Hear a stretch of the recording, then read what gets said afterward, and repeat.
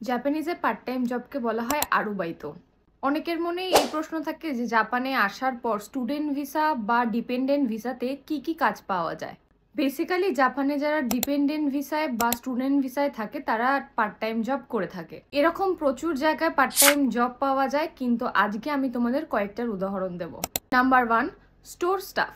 জাপানের প্রত্যেকটা গলির মোড়ে মোড়েই মোটামুটি কনভিনিয়েন্স স্টোর বা কম্বিনি তোমরা দেখতে পাবে। এই রকম কনভিনিয়েন্স স্টোরগুলোর মধ্যে রয়েছে লোসন, ফ্যামিলি মার্ট, 7-Eleven, এবং বেশিরভাগ ফরেনাররাই প্রথমে জাপানে আসার পর এই কনভিনিয়েন্স স্টোরটাকে প্রেফার করে।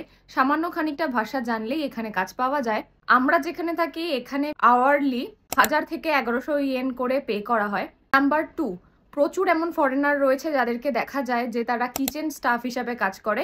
সেরকম খুব একটা জাপানিজ ভাষা এক্ষেত্রে দরকার পড়ে না, যেখানে মোটামুটি অ্যাপ্রক্সিমেটলি 1200 থেকে 1500 ইয়েন পার আওয়ার দেওয়া হয়।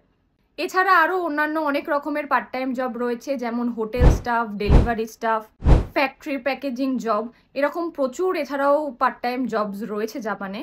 জাপানে পার্ট টাইম জব করা খুবই কমন আর এটা অনেক বেশি সেফ, তবে এরও কিছু রুলস অ্যান্ড রেগুলেশনস রয়েছে। এখানে তুমি maximum 28 hours per week job করতে পারবে। জাপানের পার্ট টাইম জব রিলেটেড কোনো কোশ্চেন থাকলে ডেফিনেটলি আমাকে কমেন্ট করে নিও। টাটা।